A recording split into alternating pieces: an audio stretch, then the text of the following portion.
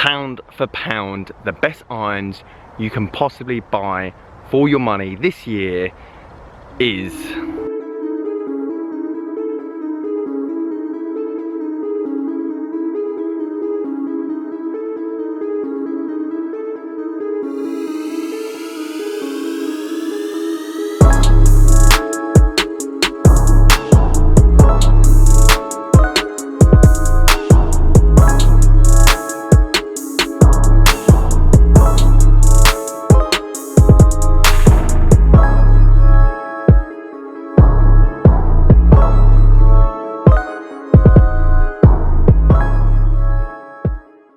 Guys, how are you doing? Welcome back to a brand new video. So I'm down here at Oxford Golf Centre. It's raining, which isn't great for me or my camera, so let's do this quick.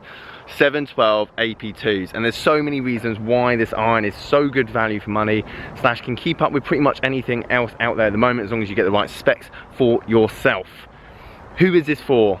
Low handicappers, mid handicappers, maybe not beginner golfers, because it isn't the biggest, chunkiest, most offset head in the world. However, I still feel like you can, if you're of a beginner stage, you started playing and you're getting into the game and you're going to progress quite quickly because you're athletic and you just need to hit loads of balls, this potentially isn't a bad set for you either.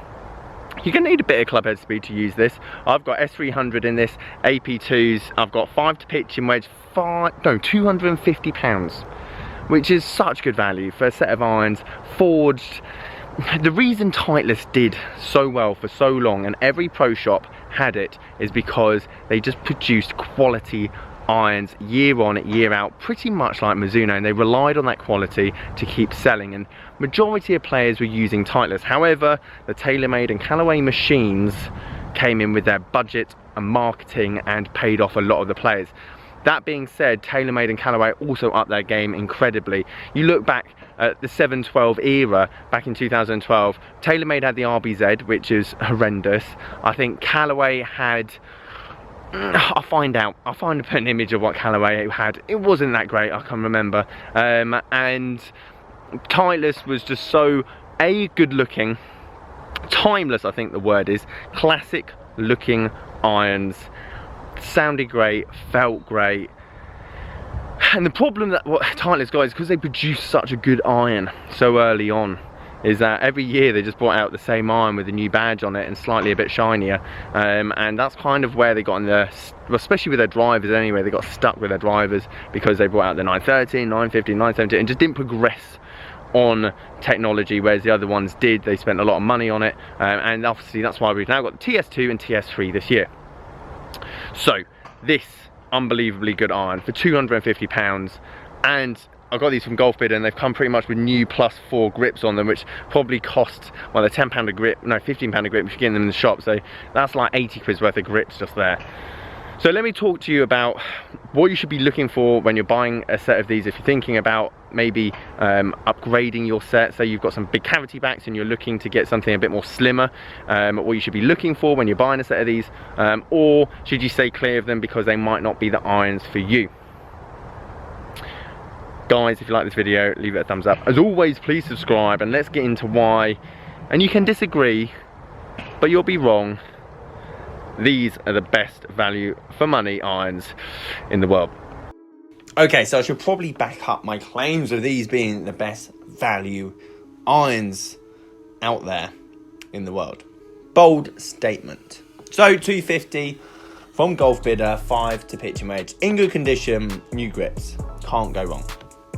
Titleist 2012, especially when I was working in the shop, Titleist is pretty much what any pro shop sold. It was just a standard in terms of quality equipment that professionals trusted, amateurs trusted, and everything else. And over time, definitely other companies like TaylorMade and Callaway have upped their game. I think just in general, any club manufacturer you could get fitted into nowadays and not have any difficulty in playing your best golf or performing best with any driver that are being fitted correctly.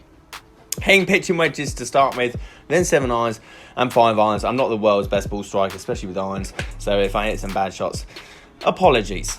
So number one, these are easy to get hold of just for what I said earlier. Everyone had tightless irons. AP2 was very popular, as well as AP1, so there's slightly more forgiving heads.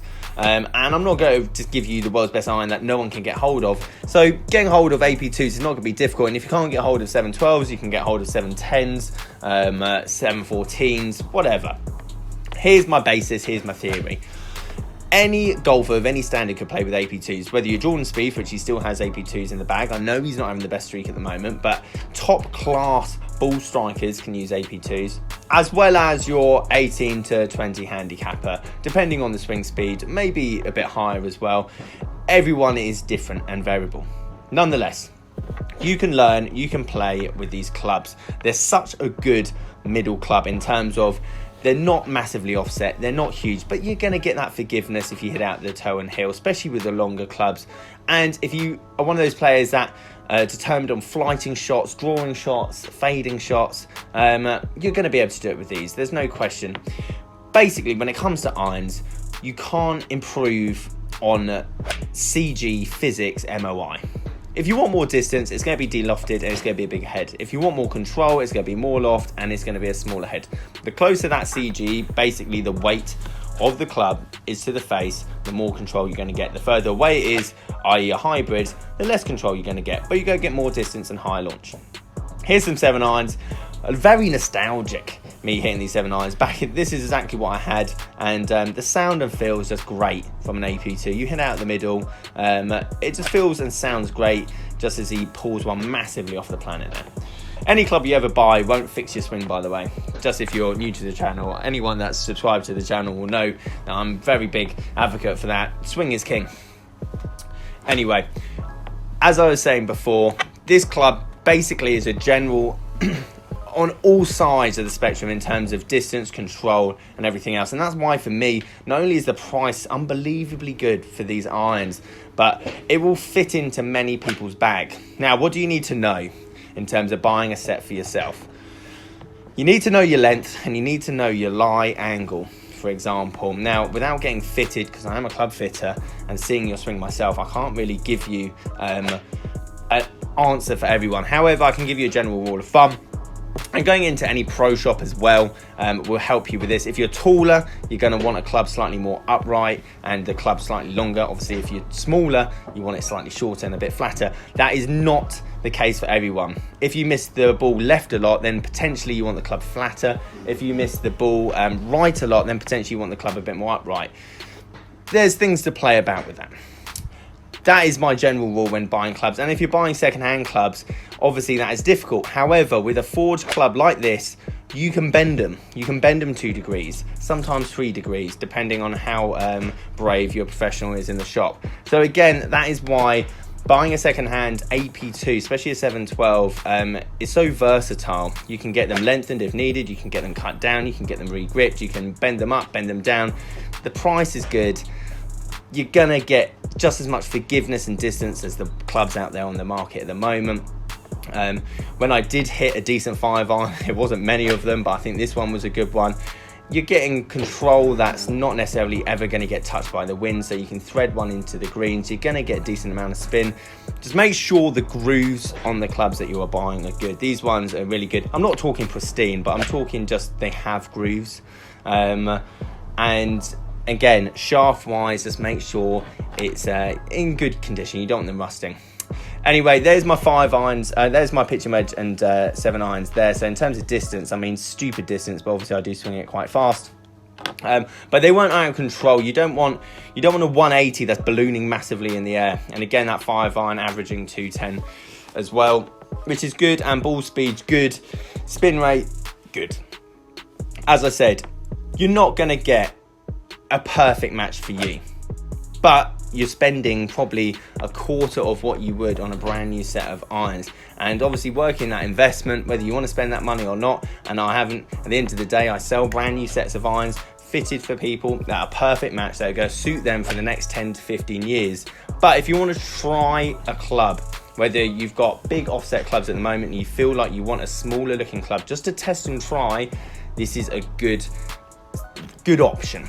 Or alternatively, if you've been playing blades your whole life, but you're getting slightly slower in the swing speed, you're getting slightly older, and you want to try again something a tiny bit more forgiving, something that's going to give you a bit more distance, a bit more launch, then again, this is a nice option just to put in your bag for a year, 2 years, sell it back on, and then move on from there.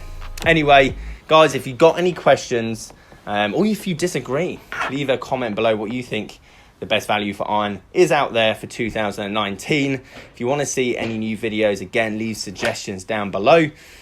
Guys, thank you ever so much for watching, and I'll catch you later.